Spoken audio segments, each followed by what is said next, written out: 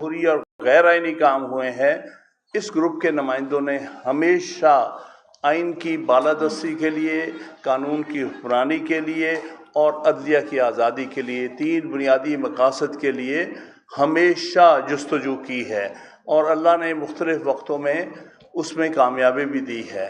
बड़े बड़े डिक्टेटर्स को यहाँ से जाना पड़ा, मुशर्रफ जैसे डिक्टेटर, ज़ियाउल हक जैसे डिक्टेटर, अयूब खान जैसे डिक्टेटर, इन सब को अपने वक्तों पे एक वक्त आया कि इतनी ज़्यादा इनमें फ़िरौनियत थी, इन फ़िरौनों को ये वकला की कोशिशों से निकाला गया। क्योंकि बात जो ज़रूरी है वो आइन की अमलदारी की है। आइन की अमलदारी में हमारा तजर्बा है, ना हमारे जर्नल्स जो हैं हमारी तारीख़ में कभी आइन पर अमलदारी के लिए तैयार होते हैं, उन्हें अपने इक़्तिदार की ज़्यादा हवस होती है। और इसी तरह हमारे ब्यूरोक्रेट, हमारे सियासतदान जो उनके साथ कोऑपरेट करते हैं, और इसी तरह हमारे जजेस ने भी बाज़ औक़ात आइन पर अमलदारी पर अपना फ़र्ज़ नहीं निभाया। और अब एक बहुत ही संगीन वक्त आ गया है जिसमें कि हमारी जुडिशरी ने ये साबित करना है कि यही आइन की असल में डिफेंड करने के लिए, प्रिजर्व करने के लिए और उसको कायम दायम रखने के लिए जस्तजू करेंगे। मैं इस मामले में यहाँ मुख्तदर साहब तशरीफ़ फरमा है, मैं सुप्रीम कोर्ट बार एसोसिएशन को सलाम पेश करता हूँ। मैं इनका शुक्रिया अदा करता हूँ अपने सब दोस्तों की तरफ से कि इन्होंने 7 सितंबर को एक मुल्क की कन्वेंशन इस्लामाबाद में बुलाया है, जिसका टॉपिक ये है the convention to preserve, protect and defend the constitution. और हम इंशाअल्लाह ताला मैं सब दोस्तों से ये अपील करूँगा कि आप भरपूर शिरकत कीजिएगा 7 सितंबर को जो सुप्रीम कोर्ट बार एसोसिएशन का इस्लामाबाद में कन्वेंशन होगा। वो दर हकीकत पाकिस्तान भर के वकला की सोच का नुमाइंदा होगा। तो आज के हवाले से मैं ये अर्ज़ करना चाहता हूँ कि हमारे यही 3 बुनियादी मकासद हैं प्रोफेशनल ग्रुप के, जिसके लिए हम स्ट्रगल करते रहे हैं, जिस बुनियाद के ऊपर हमारे कैंडिडेट्स हमेशा वकला के पास गए हैं।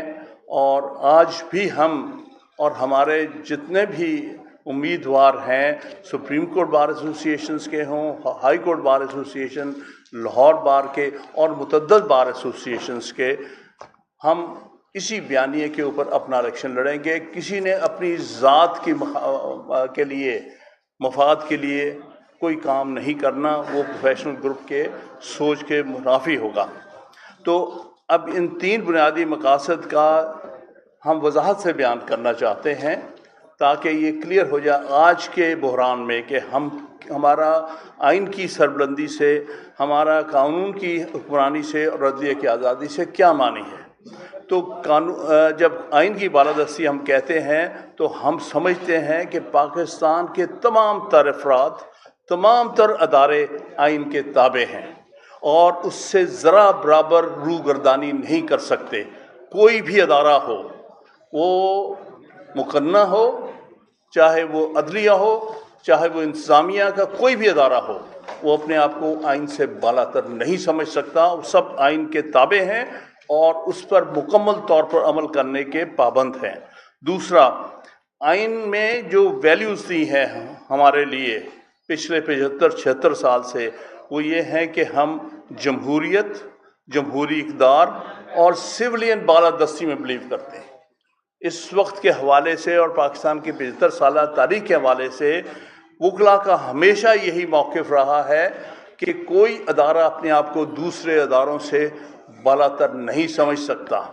लिहाजा इस मुल्क में आइन के मुताबिक सिविलियन सुप्रीमेसी के लिए हम खड़े हैं। हम वजाहत से ये कहना चाहते हैं क्योंकि इस वक्त इस नैरेटिव को बहुत ज़्यादा धुलाया जा रहा है, क्योंकि अजीब बहस चल रही है। 90 दिन नहीं हो सकते, 120 दिन में हो सकते हैं, 240 दिन में हो। इसकी किसने इजाज़त दी है आपको कि आइन जो हम सब का एक जो पाकिस्तान के सबसे अहम जो दस्तावेज़ है उससे बालातर हो सके।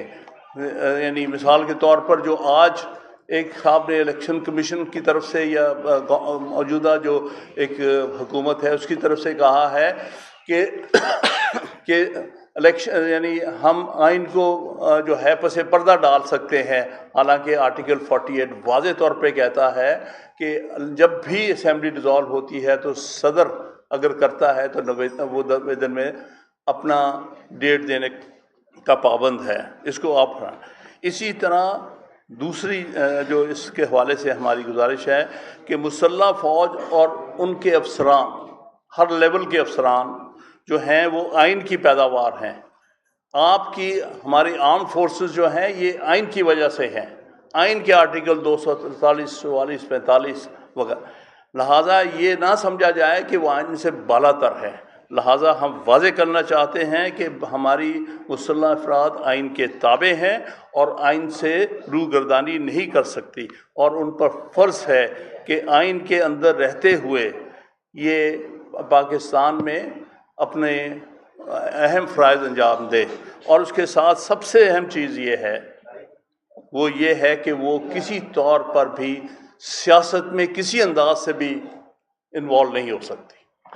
हर आर्म फोर्सेस का शख्स किसी भी रैंक का क्यों ना हो, आइन में वाज़े तौर पर उसकी ओथ दी हुई है।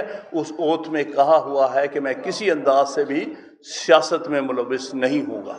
तो लिहाजा हम कॉल करते हैं अपने भाइयों के तरीक़ाकार लाए जाएंगे। अब हमारे जो मुतालबात हैं इसके हवाले से, पहला ये है कि हर असेंबली के डिज़ोल्व होने के 90 दिन के अंदर मुनसिफाना, आज़ादाना और शफाफ आम इलेक्शन कराए जाए। क्योंकि जो हमें नज़र आ रहा है इस वक्त, अभी तक अब सारी असेंबलीज़ डिज़ोल्व हो गई हैं। पहली तो वो ज़्यादती थी, 14 मई सुप्रीम कोर्ट ने कही थी। जिन जिन लोगों ने उसकी वॉलेशन की है, कंटेम्प्ट लॉ कभी एक्सपायर नहीं होता। अगर उस वक्त जजेस पर कोई दबाव आ गया, मैं समझता हूँ सुप्रीम कोर्ट को फिर उसकी वॉलेशन का नोटिस लेना चाहिए। और जिन जिन लोगों ने उस वाज़े एक हुक्म की जो आइन के मुताबिक था, उसकी वॉलेशन की है, उनको आइन और कानून के मुताबिक सज़ा देनी चाहिए। और इसी तरह अब आने वाले वक्तों में अगर 90 दिन के अंदर इलेक्शन नहीं होते और इलेक्शन से जो भी 90 दिन से आगे लेके जाएगा वो आइन और कानून को तोड़ने का रिस्पॉन्सिबल होगा, उसके ख़िलाफ़ भी कानून और आइन के मुताबिक एक्शन होना चाहिए। इसी तरह से इस वक्त जो इंसानी हकूक़ की खिलाफ वर्जियाँ हो रही हैं, ये बहुत खौफनाक किस्म की हैं। हमारी तारीख़ में आज तक बहुत बहुत जुल्म हुए हैं, लेकिन पहली दफ़ा हमें देखने को आ रहा है कि ख़वातीन का तक़द्दुस जो है वो तोड़ा जा रहा है। जिस तरह रातों को ख़वातीन के घरों पर रेड होकर उनको निकाला जा रहा है, उनको पाबंद सलासल किया जा रहा है, उनके साथ बर्ताव किया जा रहा है, गलत बर्ताव किया जा रहा है, ये इवन हमारी तारीख़ में भी नहीं है। ये तो हमने अयूब खां और ज़ियाउल हक़ के भी ज़ालमाना दौर में इस किस्म की चीज़ नहीं देखी। ये पाकिस्तान की तारीख़ में पहली दफ़ा इस किस्म का डिक्टेटोरियल सिस्टम नज़र आ रहा है या लैक ऑफ सिस्टम नज़र आ रहा है। और महीनों से लोग बग़ैर किसी चार्जेस के, वो ख़वातीन मर्द जो हैं बग़ैर किसी चार्जेस के वो जेलों में हैं, और हमारे अदलिया पर ऐसा दबाव है कि वो उनको रिलीफ नहीं दे पा रहे।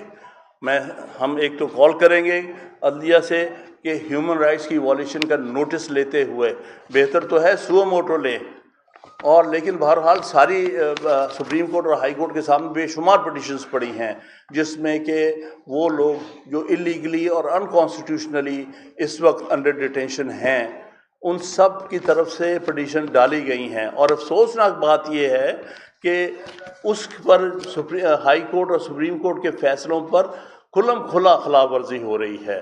लिहाजा ये हमारा मुतालबा है कि वो सब लोग जिन्हें गैर कानूनी, गैर आइनी तौर पर गिरफ़्तार किया गया है, उन सब को फिलफौर आज़ाद किया जाए, और जो झूठे मुकदमात बनाए गए हैं इनको वापस लिया जाए।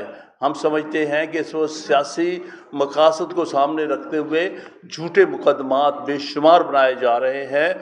चंद लोगों को, कुछ सियासी वर्कर्स को, कुछ आइन के साथ खड़े होने वालों के लिए, कुछ वकला के ख़िलाफ़ जो आइन के सिपाही हैं उनके ख़िलाफ़ जो ज़्यादतियाँ हो रही हैं, उनके मुकदमात फिलफौर वापस होने चाहिए।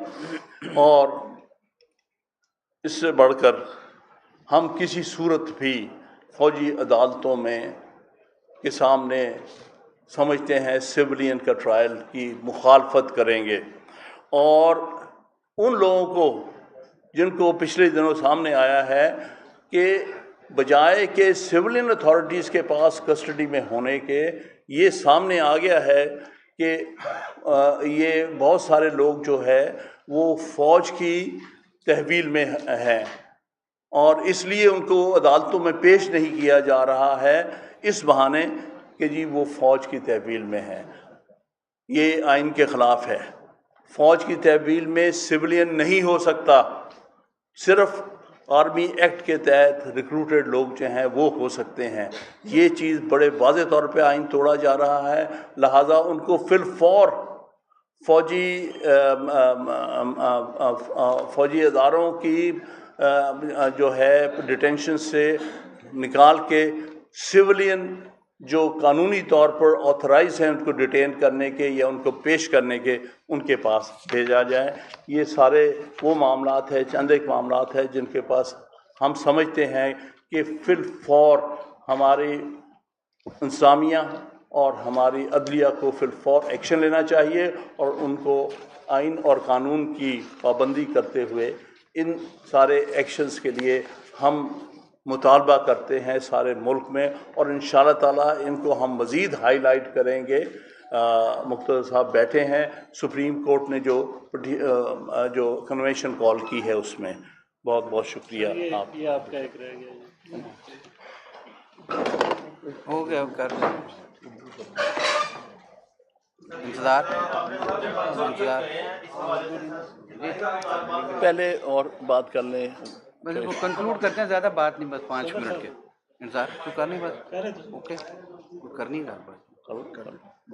देखिए, जैसे मैंने पहले अर्ज़ किया था कि प्रोफेशनल ग्रुप ने जो नैरेटिव दिया है उसके मुताबिक हामिद खान साहब ने बड़ा एग्जॉस्टिवली उसको एक्सप्लेन कर दिया है। अगर कोई तशनगी रह गई है तो वो आप अपने क्वेश्चंस में पूरी कर लीजिएगा।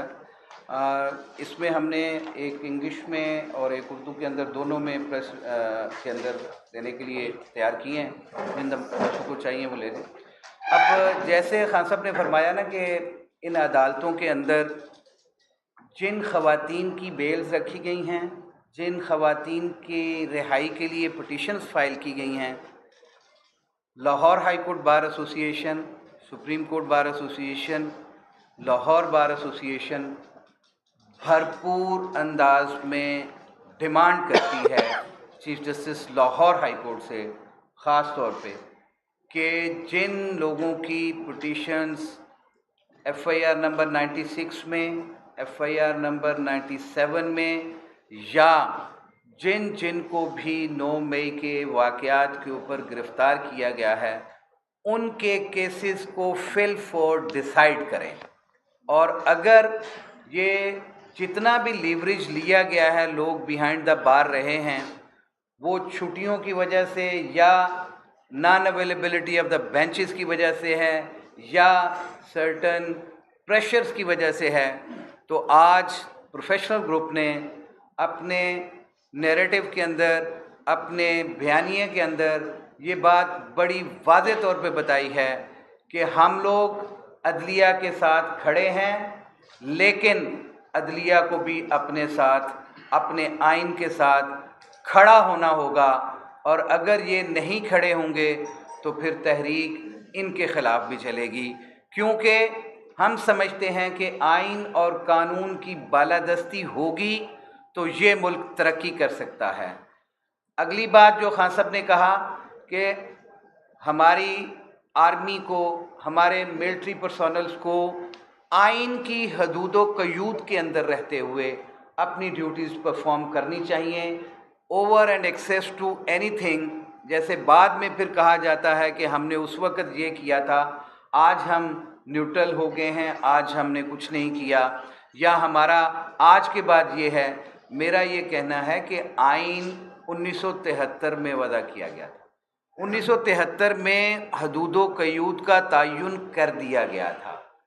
तमाम ब्यूरोक्रेट्स के क्या क्या हैं, एग्जेक्टिव के क्या इख्तियारात हैं, जुडिशरी के क्या इख्तियारात हैं, मिलिट्री के क्या इख्तियारात हैं।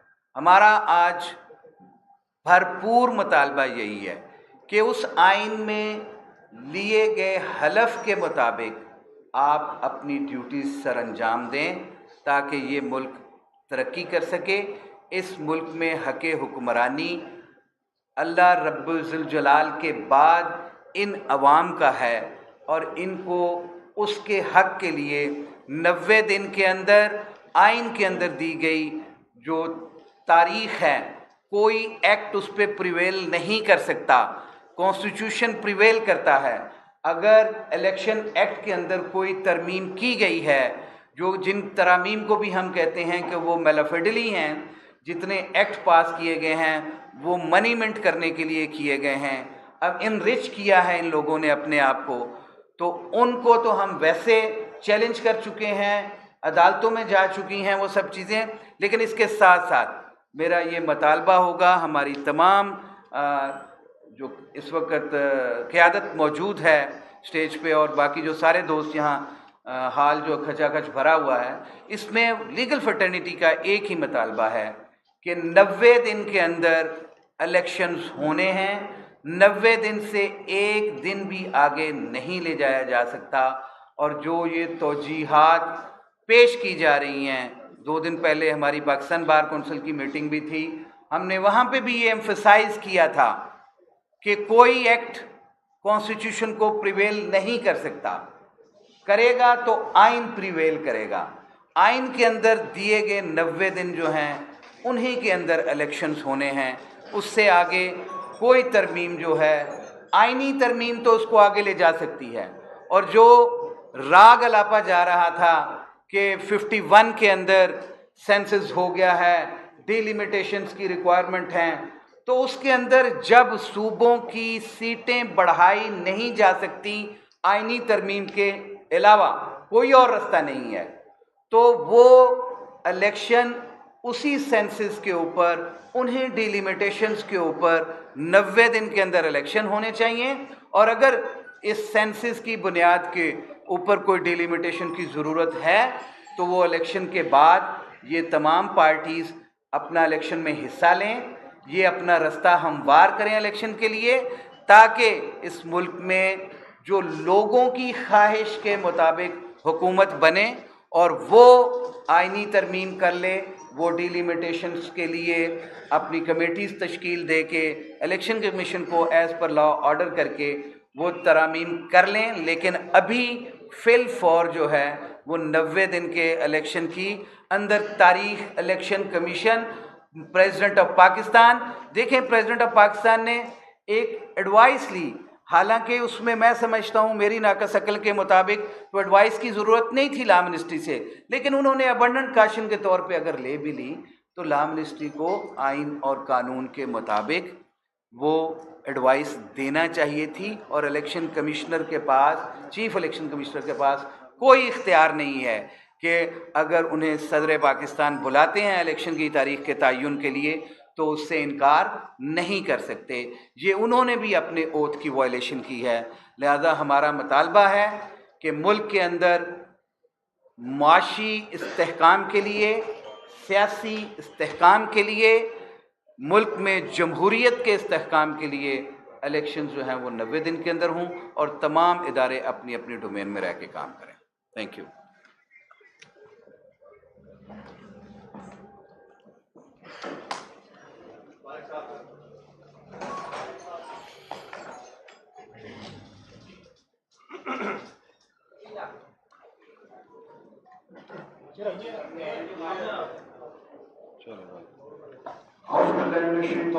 बिस्मिल्लाहिर्रहमानिर्रहीम। सबसे पहले हम प्रेस के दोस्तों का शुक्रिया अदा करते हैं वो यहाँ पर तशरीफ लाए, और बतौर सदर लाहौर बार कैबिनेट की तरफ से मैं हामिद खान साहब ने जितनी भी बातें की और इश्तियाक खान साहब ने, हम उनको सेकंड करते हैं। यही हमारे प्रोफेशनल ग्रुप का एलामिया है और इसी को लेके हमने आगे चलना है। और खान साहब ने जो कहा है हम मनोवन उसी के मुताबिक चीज़ों को आगे लेके चलेंगे। सबसे इम्पॉर्टेंट बात यह है कि इस वक्त आइन की जिस तरह धज्जियाँ बिखेरी जा रही हैं, वो लीगल फ्रेटर्निटी के लिए, जिस तरह खान साहब ने कहा है कि एक लम्हा फिक्री है हमारे लिए, और हमें उस वक्त ज़्यादा अफसोस होता है जब ये जुडिशरी की सरपरस्ती में ये सारी चीज़ें हो जाती हैं। अभी तक कितने अफसोस की बात है कि ख़वातीन और बच्चों समेत 100 से ज़्यादा ज़मानतें जो हैं वो लाहौर हाई कोर्ट के अंदर पेंडिंग चली आ रही हैं पिछले 3-4 माह से, और हमारे जज साहबान में इतनी जुर्रत नहीं है कि उन ज़मानतों को सिर्फ डिसाइड कर सकें। हालांकि इनका बेसिक काम यही है कि इन लोगों को इंसाफ फराहम करना, सुप्रीमेसी ऑफ कॉन्स्टिट्यूशन को बरकरार रखना, मगर हमारे तमाम इदारे इन मामलों में फेल हो चुके हैं और इदारों को भी चाहिए कि वो अपने अपने हदूद में रहकर काम करें। उसमें हमारी जुडिशरी भी है, आर्मी भी है, हमारी ब्यूरोक्रेसी भी है। किसी को भी अपनी उन लिमिट्स को क्रॉस नहीं करना चाहिए ताकि हमारा जो पाकिस्तान के आइन में जो लिखा हुआ है और लीगल फ्रेटर्निटी हम उसकी सुप्रीमेसी के लिए काम करते हैं वो हो सके। इसके अलावा फौरी तौर पर इलेक्शंस जो हैं वो 90 डेज़ के अंदर करवाए जाएं, और ख़ास तौर पर हम जिस तरह खान साहब ने कहा कि हम वकला जितने हैं वो अदलिया के साथ करें। अदलिया को अब खासा टाइम ऑलरेडी भी गुजर चुका है। अब हम दोनों चीफ जस्टिस साहबान से गुजारिश करते हैं कि वो इनके सो मोटो एक्शंस भी लें और कम से कम जो पिटिशंस उनके सामने पेंडिंग हैं उनको कम से कम डिसाइड कर दें और आइन के मुताबिक चीज़ों को आगे लेके चलें। अगर ये समझते हैं कि किसी भी किस्म का कोई मसला है तो हम वकला इंशाल्लाह फर्स्ट रो में आपके सामने आगे खड़े हुए हैं, और इंशाल्लाह जुडिशरी अगर हिम्मत करती है तो हम इंशाल्लाह उनके साथ उनको पूरी प्रोटेक्शन जो लीगल फ्रेटर्निटी है वो फ्राहम करेगी। 2007 में भी इस तहरीक की सूरत में हम ये चीज़ें जो हैं वो साबित कर चुके हैं। आखिर में खान साहब के जो भी एलामिया और जो प्रेस रिलीज़ की सूरत में दिया गया है, हम लाहौर बार की तरफ से भी उसको सेकंड करते हैं। मुख्तदर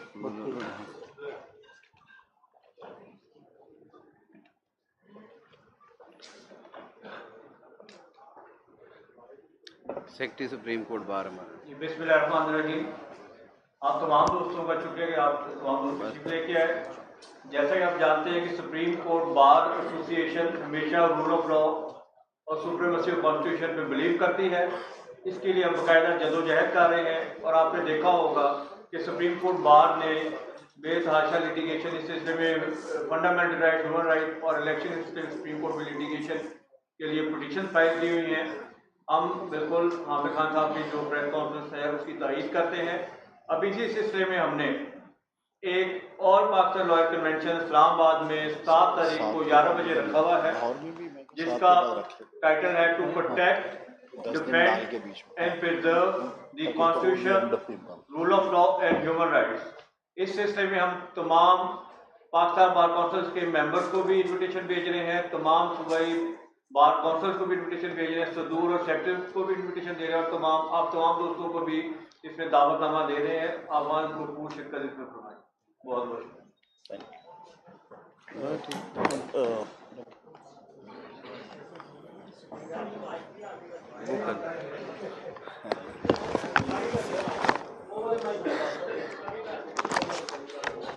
हामिद खान साहब की सरबराही में मुज़ामत की है। हम लोगों ने आइन और कानून की बालादस्ती और सिविलियन सुपरमेसी की जद्दोजहद में कभी हम पीछे नहीं हटे, और हमारा एक ही मौक़िफ़ रहा, चाहे कभी किसी सियासी जमातें हमारे साथ शामिल भी होती रही और हमें छोड़ती भी रही। कभी किसी सियासी जमात को हमारा मौक़िफ़ पसंद आता था, कभी किसी को, लेकिन हमारी जो कमिटमेंट है पूरी बार के सामने है। LFO की जद्दोजहद थी तो हमने हमारे हामिद खान साहब की सरबराही में प्रोफेशनल ग्रुप ने उसको लीड किया, वकला तहरीक थी। इसके अलावा जजेस के जो इशूज़ है सीनियरिटी के हवाले से, उनकी अपॉइंटमेंट्स और इंडक्शंस के हवाले से आज भी हम लोग अपने प्रिंसिपल्स के ऊपर खड़े हैं। मैं सिर्फ एक चीज़ ऐड करूंगी कि पहले ये होता था कि जुडिशरी गलत फैसले करती थी, अब ये है कि जुडिशरी फैसले नहीं करती, और आपने देखा कि 4 माह से खवातीन, मासूम शहरी और जो सियासी वर्कर्स हैं उनकी बेल्स को इन्होंने डिसाइड नहीं किया, और अब हमें फिर पता चला है कि उन FIRs के अंदर एडिशन करके तो दोबारा उनके ऊपर इन्होंने इंटेरोगेट या इन्वेस्टिगेशन इनके ऊपर शुरू की। इसका मकसद ये है कि उन शहरियों को जो, क्योंकि बेल्स के डिसीजन का वक्त आ रहा है तो इसको मज़ीद प्रोलॉन्ग किया जाए। इसी तरह पाकिस्तान की तारीख में जो खवातीन सियासी वर्कर्स का जज्बा हमने अब देखा, और जिस तरह खवातीन की शमूलियत थी उसको डिस्करेज करने के लिए जो किया जा रहा है उसमें जुडिशरी बराबर की शरीक है। और मुझे बहुत अफसोस के साथ कहना पड़ता है कि सिर्फ ये नज़र आ रहा है कि पाकिस्तान के अंदर सियासी निज़ाम को पनपने नहीं देना। ज़ियाउल्लाह कहता था कि आइन 12 सफ़ों की किताब है, और अब हमें नज़र आता है कि वो 12 सफ़े भी इन्होंने गायब कर दिए हैं। तो बड़े अफसोस है हमें सारी सिचुएशन के ऊपर। मुझे नहीं पता कि पाकिस्तानी रियासतें दिवालिया हुई है या नहीं हुई, लेकिन अवाम जो है वो दिवालिया हो गए हैं। उनमें बिल्स और अपनी जो ज़िंदगी गुजारने की सकत बाकी नहीं रही। मैं सियासी जमातों से भी मुतालबा करती हूँ कि जिनकी पहली जिम्मेदारी थी, और सब कंप्रोमाइज सियासी जमातें थी जिन्होंने अवाम के लिए कभी नहीं सोचा, ना जजेस का एहतसाब किया, ना जर्नैलों का एहतसाब किया। और अब मैं इनसे मुतालबा करती हूँ कि आप अपने मंशूर के ऊपर, बल्कि पाकिस्तान की अवाम से मैं ये रिक्वेस्ट करूँगी कि आप लोग अपनी आवाज़ उठाएं कि ये सियासी जमातें वाज़ेह तौर पे अपने मंशूर के अंदर लिखें कि इन्होंने क्या प्रोग्राम देना है, मुआशी प्रोग्राम क्या होगा, कि अवाम के जो मसाइल हैं IMF से बाहर निकल के ये किस तरह पाकिस्तान की अवाम के लिए ये बात करते हैं और क्या प्रोग्राम देते हैं, वाज़ेह प्रोग्राम, मुआशी प्रोग्राम दें। और दूसरी बात, जजेस और जर्नैलों के एहतसाब के लिए भी ये एक वाज़ेह प्रोग्राम दें। और आखिरी मेरा जो एक मैसेज है वो जुडिशरी के लिए है कि ये बिल्कुल दुरुस्त है कि जब भी जुडिशरी के ऊपर इस्टेब्लिशमेंट ने हमला किया, हमने हामिद खान साहब की सरबराही में हम उनके साथ खड़े हुए हैं। लेकिन आपने देखा कि जुडिशरी के लिए बड़ी मिसालें मौजूद हैं, बहुत इंटेग्रिटी वाले जजेस हमारे जुडिशल निज़ाम का हिस्सा रहे हैं। कॉर्नेलियस साहब थे, जस्टिस कॉर्नेलियस थे, उनके बाद जो KM समदानी साहब थे, रुस्तम कियानी साहब थे, इन लोगों ने कभी इस्टेब्लिशमेंट से कंप्रोमाइज़ नहीं किया। और आखिर में आपने देखा जस्टिस वकार सेठ साहब थे। तो इसलिए अगर ये चाहते हैं तो हिम्मत करें, पूरी कौम इनके साथ खड़ी है, वकला तो खड़े ही हैं, प्रोफेशनल ग्रुप तो हमेशा असूलों के साथ खड़ा रहा, और हमारा नारा मुज़ामत है, और हम आखिरी वक्त तक अपनी मुज़ामत को जारी रखें। सिस्टम के मुताबिक जो रिक्वायरमेंट है कॉन्स्टिट्यूशन की, वो सारी आपके सामने प्रोफेशनल ग्रुप की जो फीलिंग्स हैं वो रखी हैं। लेकिन इसमें 2-3 चीज़ें हैं, वो ये भी हैं कि जो केयर टेकर गवर्नमेंट है वो अपने फ्रेमवर्क में रहकर काम करे।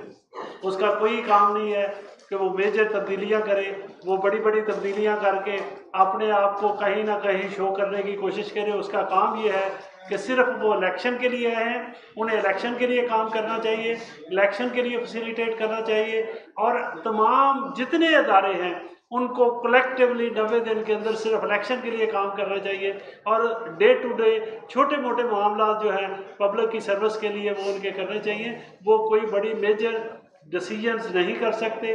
वो कैबिनेट, ये वो कैबिनेट नहीं है कि जो कैबिनेट इलेक्टेड आती है वो अपने डिसीजन करके किसी ए को किसी अदारे का सरबराह लगा दे, बी को सी के अदारे का लगा दे, ये नहीं कर सकते। तो लिहाजा ये जो केयर टेकर गवर्नमेंट है ये अपने डोमेन में रहना चाहिए। ये सब डोमेन से बाहर जा रहे हैं, और जो लोगों के हकूक़ का इसको इस वक्त इन्होंने तहफ़्फ़ुज़ करना था, उसको हकूक़ को जो पामाल किया जा रहा है, इसको भी हम इसको कंडेम करते हैं। वो किसी भी पॉलिटिकल पार्टी से किसी बंदे का ताल्लुक़ हो, हमारा एजेंडा प्रोफेशनल ग्रुप का कॉन्स्टिट्यूशन के लिए है, रूल ऑफ लॉ के लिए है। हमारा एजेंडा किसी पॉलिटिकल पार्टी के लिए नहीं है। इसको ये समझा जाए और क्लियरली जाना जाए। Thank you very much.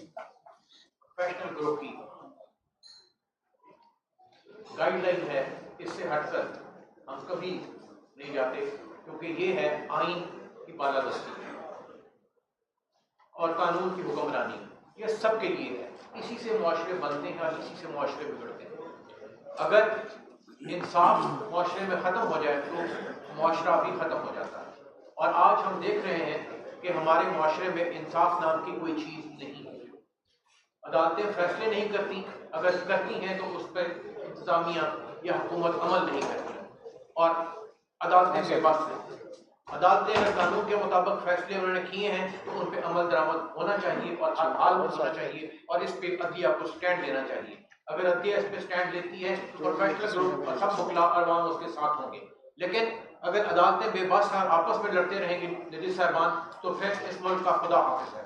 और हम इसलिए चाहते हैं कि अदालतें अपना किबला दुरुस्त करें और आइन और कानून के मुताबिक फैसले करें और उस पर अमल दरामद जो है वो करवाएं।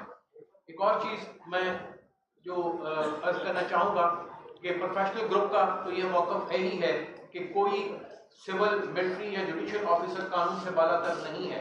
इसको पॉलिटिकल पार्टीज भी अपने मंशूर का हिस्सा बनाएं और उनके खिलाफ जो है अगर वो करप्शन करें या कोई और आइन से हटकर कोई काम करें तो उसके खिलाफ कार्रवाई होनी चाहिए। और स्पेशली वो लोग जो आज मानते हैं कि उन्होंने माजी में आइन से बढ़कर कोई कार्रवाई की और पॉलिटिकल इंजीनियरिंग की और उनके एडमिशंस मौजूद हैं और उनके खिलाफ कार्रवाई जो है वो भी होनी चाहिए। इसके अलावा मैं ये कहूँगा कि जो हमारा ये है बयानिया में नंबर 3, पाकिस्तान में कोई भी सिविल, मिलिट्री या जुडिशल ऑफिसर कानून से बालातर नहीं, कोई भी टैक्स डेटा के खर्चे पर खसूसी मराद यानी मुफ्त फ्यूल, बिजली, गैस वगैरह का दावा नहीं कर सकता और ये किसी ऐसी मराद और प्रोटोकॉल को फिट फॉर वापस लिया जाए, इसको जो है वो हमारा जो मुतालबात है उसमें शामिल किया जाए। ये मैं खास तौर से रिक्वेस्ट करूँगा बाकी से भी, और इंशाअल्लाह प्रोफेशनल ग्रुप और हम सब लोग अहमद खान साहब की ज़ेर सरकर्दगी आइन और कानून की बालादस्ती के लिए मौजूद हैं और अपनी आखिरी सांस तक इसकी हिफाजत करेंगे।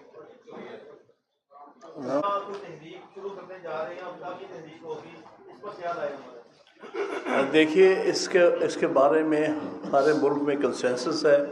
सुप्रीम कोर्ट बार एसोसिएशन जो कन्वेंशन करने जा रही है उसमें इंशाअल्लाह ताला एक लाअमल तय होगा जो मुल्क गिर लाअमल होगा और उसका बुनियादी मकसद ही आइन की defend, protect and preserve the constitution.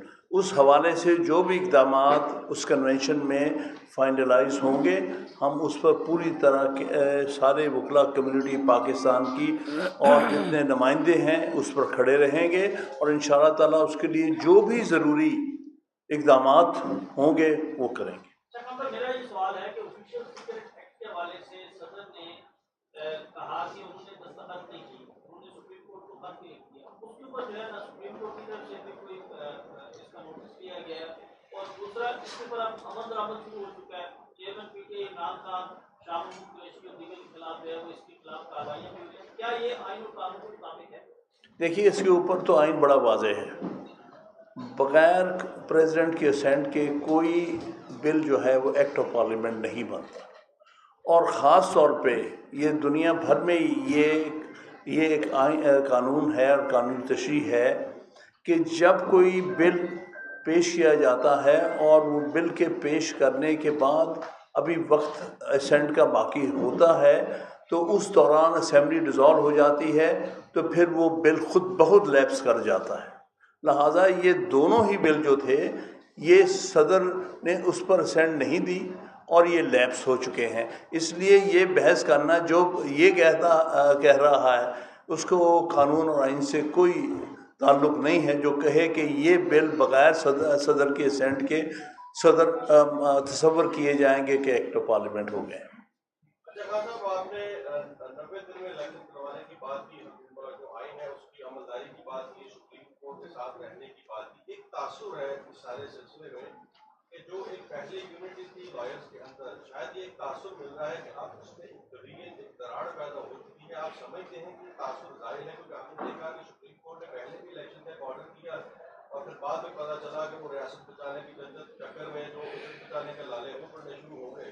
अगर खेती को वायलेटर सिचुएशन बनती है तो ये जो एक तासुर है कि शायद लॉयर्स कम्युनिटी डिवाइडेड है, वो उस तरीके से उस तासुर को उस ताकत से उभर नहीं सकेगी। तो ये इसमें है कोई असर या लॉयर कम्युनिटी अभी भी यूनिटी और समझते हैं इससे बहुत फर्क पड़ेगा?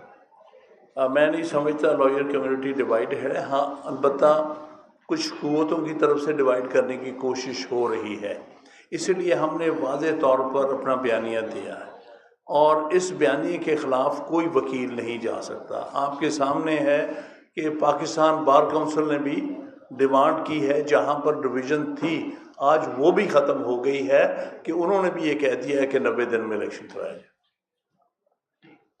Thank you very much.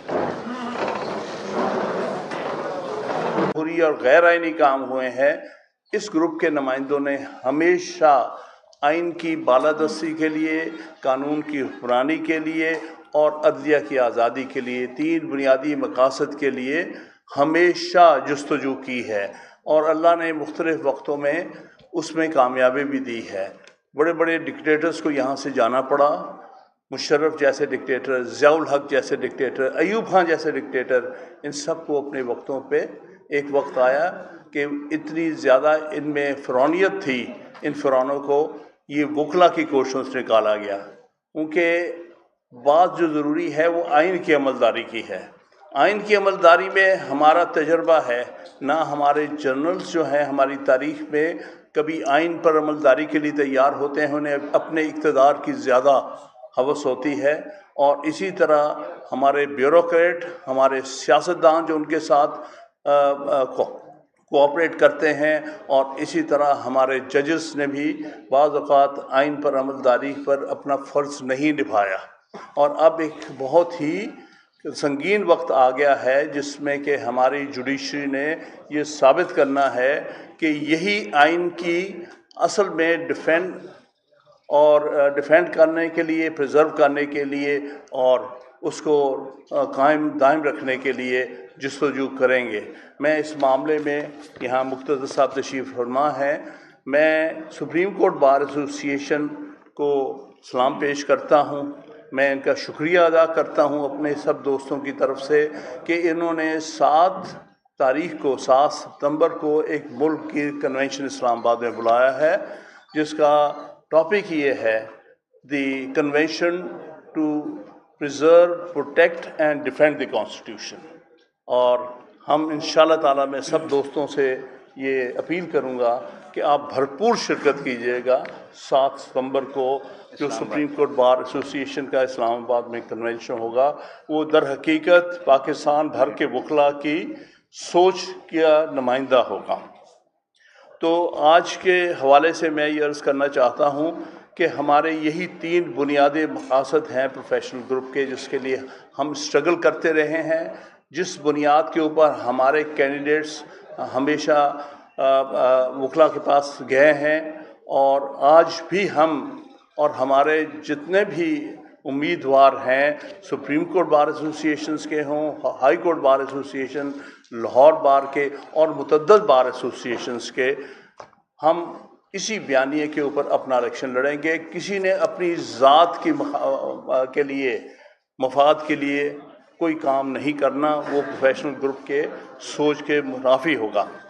तो अब इन 3 बुनियादी मकासद का हम वजाहत से बयान करना चाहते हैं ताकि ये क्लियर हो जाए आज के बहरान में कि हमारा आइन की सरबलंदी से, हमारा कानून की हुक्मरानी से और अदलिया की आज़ादी से क्या मानी है। तो जब आइन की बालादस्ती हम कहते हैं तो हम समझते हैं कि पाकिस्तान के तमाम तर अफराद, तमाम तर अदारे आइन के ताबे हैं और उससे ज़रा बराबर रूगर्दानी नहीं कर सकते। कोई भी अदारा हो, वो मुकन्ना हो, चाहे वो अदलिया हो, चाहे वो इंतज़ामिया का कोई भी अदारा हो, वो अपने आप को आइन से बालातर नहीं समझ सकता। वो सब आइन के ताबे हैं और उस पर मुकम्मल तौर पर अमल करने के पाबंद हैं। दूसरा, आइन में जो वैल्यूज़ दी हैं हमारे लिए पिछले 75-76 साल से, वो ये हैं कि हम जमहूरियत, जमहूरी इक़्तिदार और सिविलियन बालादस्ती में बिलीव करते हैं। इस वक्त के हवाले से और पाकिस्तान की 75 साल तारीख़ के हवाले से वकला का हमेशा यही मौक़िफ़ रहा है कि कोई अदारा अपने आप को दूसरे अदारों से बालातर नहीं समझ सकता। लिहाजा इस मुल्क में आइन के मुताबिक सिविलियन सुप्रीमेसी के लिए हम खड़े हैं। हम वजाहत से ये कहना चाहते हैं क्योंकि इस वक्त इस नैरेटिव को बहुत ज़्यादा झुलाया जा रहा है, क्योंकि अजीब बहस चल रही है। 90 दिन नहीं हो सकते, 120 दिन में हो सकते हैं, 240 दिन में हो। इसकी किसने इजाज़त दी है आपको कि आइन जो हम सब का एक जो पाकिस्तान का सबसे अहम जो दस्तावेज़ है उससे बालातर हो सके। यानी मिसाल के तौर पर जो आज एक साहब ने इलेक्शन कमीशन की तरफ से या मौजूदा जो एक हुकूमत है उसकी तरफ से कहा है कि इलेक्शन यानी हम आइन को जो है पसे पर्दा डाल सकते हैं। हालांकि आर्टिकल 48 वाज़े तौर पे कहता है कि जब भी असेंबली डिज़ोल्व होती है तो सदर अगर करता है तो वो निवेदन में अपना डेट देने का पाबंद है। इसको आप इसी तरह दूसरी जो इसके हवाले से हमारी गुजारिश है कि मुसल्लह फ़ौज और उनके अफसरान, हर लेवल के अफसरान जो हैं वो आइन की पैदावार हैं।